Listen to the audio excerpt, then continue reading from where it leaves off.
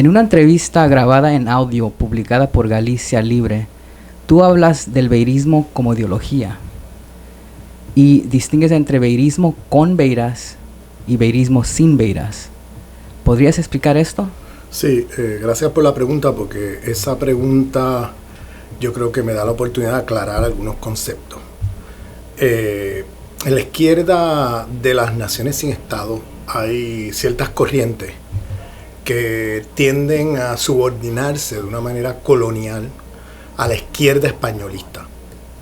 En el caso de Galicia, para mí la corriente que más fuertemente representa esta tendencia es Joxe Manuel Beiras. Beiras hizo una ruptura con el BNG en el año 2012 y desde entonces intentó organizar un proyecto político propio de alianza con la izquierda españolista. Ese proyecto yo le llamo... ese proyecto fracasó. Eso fue un proyecto que tuvo como secuencia del 2012 al 2019. En ese periodo, del 2012 al 2019, Beiras organiza lo que se conoce como ANOVA, que es una organización política propia que pretende ser soberanista, y organiza primero AG, y luego organiza las mareas, el partido, ¿no? En marea. Y yo le llamo ya sacándonos del personaje, porque el personaje Joxe Manuel Beiras es una figura importante del nacionalismo gallego, que yo no quiero menospreciar sus contribuciones intelectuales. Lo que pasa es que al final de su vida, lamentablemente, asumió, en mi entender y desde mi punto de vista, posiciones muy colonialistas. Por tanto, yo hablo del beirismo como una corriente ideológica, más como ideología, en el sentido de la ideología que se subordina a la izquierda españolista. O sea, el beirismo es una forma de subordinación colonialista a la izquierda españolista. Esa sería mi definición. ¿Por qué? Porque en el proyecto político Galicia perdió autonomía, perdió pensamiento propio. El proyecto político de Galicia se perdió, se quedó subordinado a la agenda de Madrid, a la agenda de Podemos.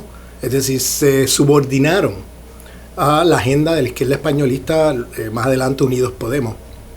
En un primer momento, lo triste del caso es que en un primer momento esa izquierda españolista no tenía representación política en Galicia. Fue el prestigio de Beiras el que le da aliento y le da aire y le da cancha a esa izquierda españolista. Una vez esa izquierda españolista se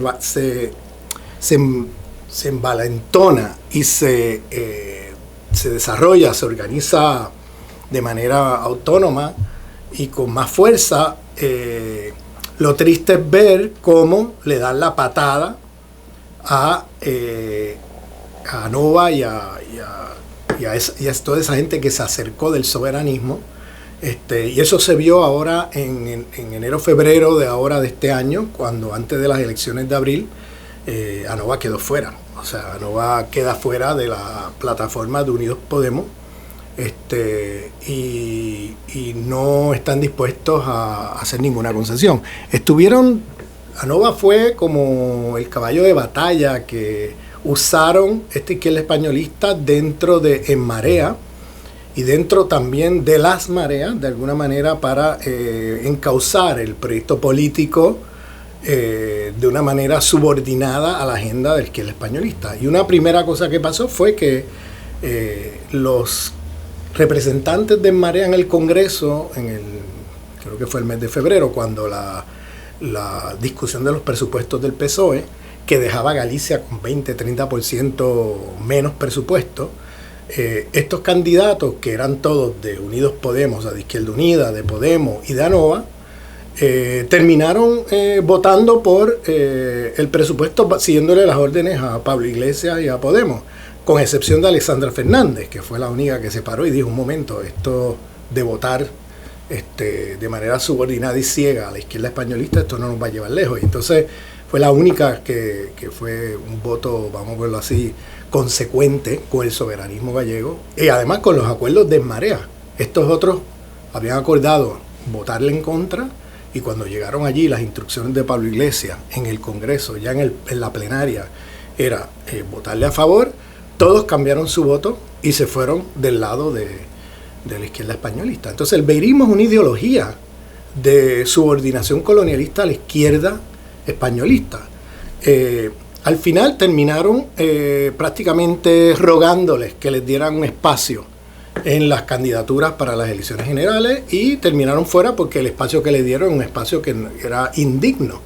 Es decir, le pusieron a la candidata Izquierda Unida y a la candidata de Podemos en los lugares donde iban a ganar, iban a tener un candidato, y pusieron a Nova en los lugares donde no iban a tener, no iban a ser electos. Entonces, ese tipo de manipulación se la hizo la izquierda españolista. Esto muestra, y yo creo que es un ejemplo de cómo la izquierda españolista no le interesa la agenda de Galicia. Y lo que hicieron fue usar a Nova, usar a la izquierda, gente de sectores de la izquierda gallega con cierta imagen de nacionalista gallega para su propia agenda. Y en cuanto ya no les sirven de nada porque En Marea decidió correr para las elecciones de una manera independiente de Podemos, entonces ya el proyecto de ANOVA quedó fuera del panorama de la agenda y los intereses de la izquierda españolista y quedaron fuera. Para mí fue vergonzoso ver al portavoz de ANOVA salir públicamente a reconocer eso.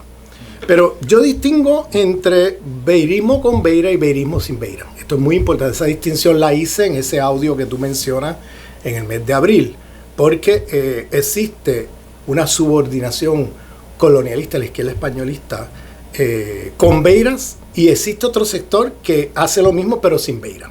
Es decir, es un sector del nacionalismo gallego que termina subordinándose de una manera, para mí, vergonzosa, ¿no?, a la izquierda españolista, negando su propia autonomía, su propia soberanía, negando la agenda del proyecto de país como Galicia, y subordinándose a los dictámenes de Madrid, de Podemos Madrid, Unidos Podemos Madrid.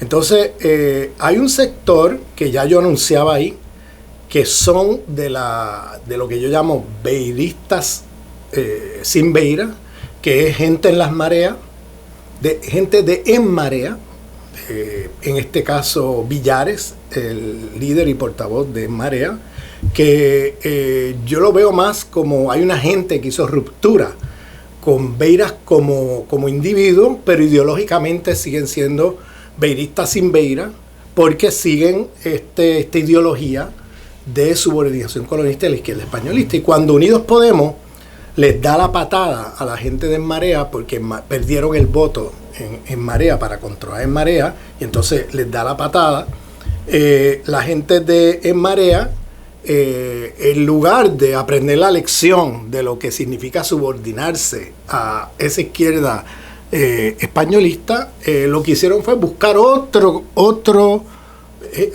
partido, otro movimiento de la izquierda españolista a quien subordinarse. Y ahora están en negociaciones con el partido de Rejón y con ese sector, intentando ver cómo recomponen el beirismo sin beira. Entonces, yo veo eso como un proyecto colonialista de subordinación colonial a la izquierda españolista, que deja de lado y deja sin ningún lugar el proyecto de país, la soberanía de Galicia, y es hora de que el movimiento gallego, soberanista gallego, que creo que estamos ahora en un ciclo de oportunidad, porque al cerrarse el ciclo del beirismo, que entrar en crisis, cuando quedan fuera de Unidos Podemos, cuando no logran controlar En Marea, cuando se dividen todos los beiristas, los con beira y los sin beira, en 20 pedazos, ¿no?, y entran en una crisis terminal, es un momento de oportunidad para el nacionalismo gallego, para el soberanismo gallego. Un momento de, si se trabaja con inteligencia y sin sectarismo, creo yo que el soberanismo gallego, entramos en un ciclo donde el soberanismo gallego tiene una gran oportunidad de crecimiento y de crear un impacto, ya que las propuestas que vienen desde Madrid, de izquierda o de derecha, se han demostrado que son un fracaso, y se ha demostrado que no toman en cuenta los intereses de Galicia como nación, como pueblo, y se ha demostrado que en esa relación Galicia siempre pierde, porque la relación, como bien dijera en un momento dado Beiras en su trabajo intelectual en los años 70, la relación de Galicia con Castilla y con el Estado español es fundamentalmente una relación colonial.